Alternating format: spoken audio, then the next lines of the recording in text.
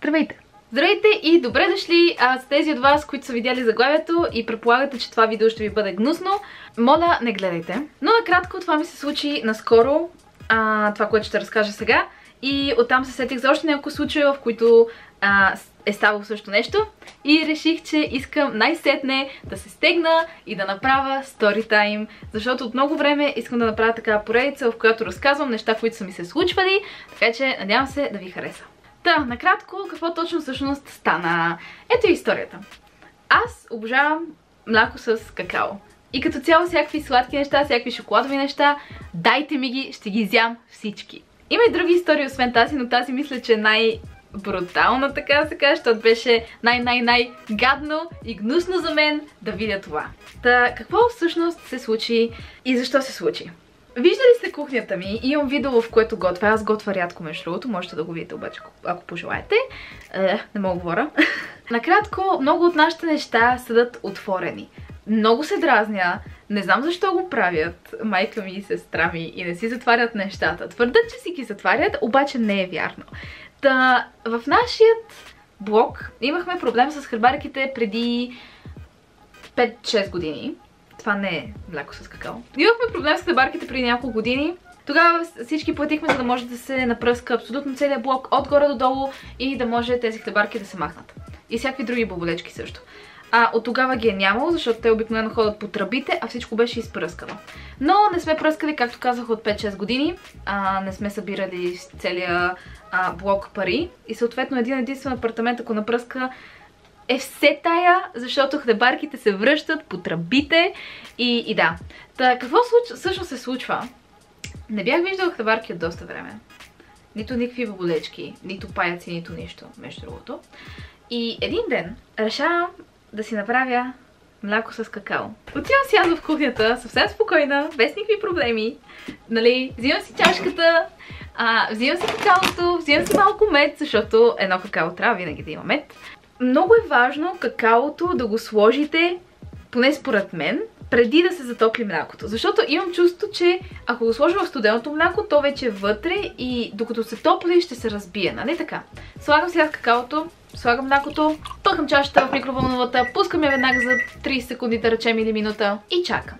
При което времето минава, 30 секунди свършват и аз си взимам чашата с мляко от микровълновата. Тъй като това го правя често, не съм се загледала какво има вътре, но взимам лъжицата и започвам.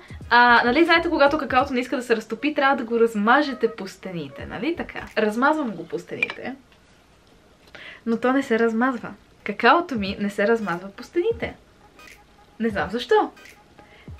Мисля си, че може би млякото не е достатъчно топло, затова го пъхам за още 20 секунди.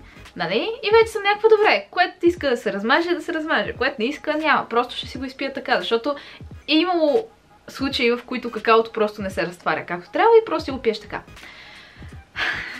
Взимам чашата с какаото и започвам да пия. И някъде по средата ми става гадно. В смисъл, усещам, че какаото не е какао, не е окей. И тогава се заглеждам. И виждам какво има в какаото ми и защо какаото ми през цяло това време не се е разтопявало. Това не е било какао. В какаото са влезнали малки бебета хлебарки. Или каквито са били. Бяха боболечки. Бяха някакви малки кафяви боболечки. Имах в какаото си малки кафяви боболечки. Това са такъв тип неща, които обикновено виждате в Survivor, където ги карат да пият, да ядат някакви паяци и така нататък, за да може да си подсигурят храната на племето за следващия един месец.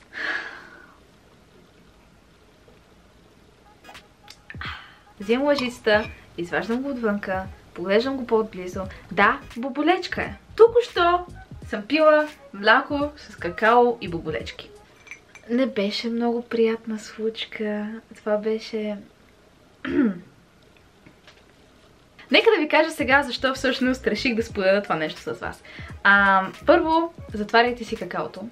Задължително. Затваряйте всичко, което използвате. Моля ви се. Някой трябва да каже на тези хора, които си остават храната просто така отвънка. Затваряйте храната по някакъв начин. Сложете в пликче, сложете нещо върху нея, каквото и да е. Просто могат да затворете си храната. Нека всъщност ви покажа защо реших да споделя това с вас. Защото това се случи още 2 пъти. Случи се още 2 пъти. Веднъж с сестра ми и още веднъж с мене.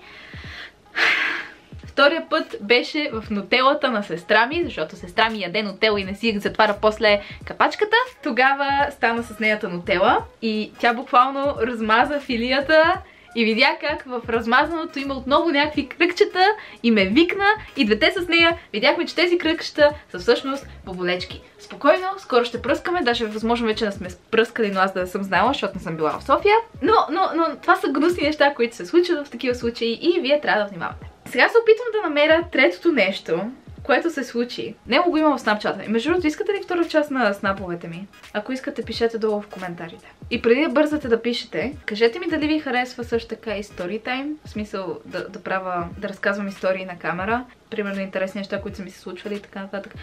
Или гнусни като това, но да, разбирате ме.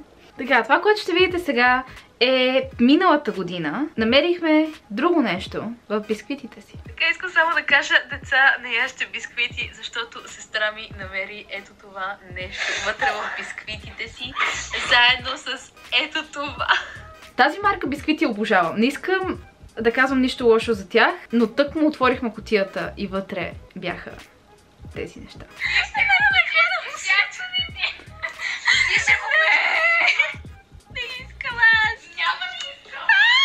Да, тук тя ме помъкна към стаята си, защото искаш аз да ги изчиста. Това е моят червей. Това е моят червей, с него спа. Стига си го снимала, да ми го почисти.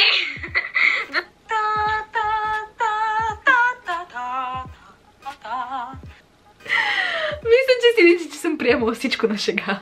Просто исках да направя storytime, исках да се пробвам, да видя дали ще мога да разкажа някаква история.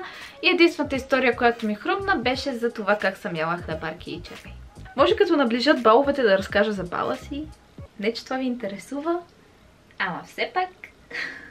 Това е всичко от мен за днес. Надявам се да ви е харесало. Така, моля цъкнете лайк бутона. Възможно е скоро да имам мърч. Само ще кажа. Само лекичко ще го вметна. Да знаете, нямам търпение, ако успея да го направя, ще бъде жестоко за мен. Така че много ще се радвам, ако ме подкрепяте, шервате и така нататък видеята. И така, до следващия път. Чао!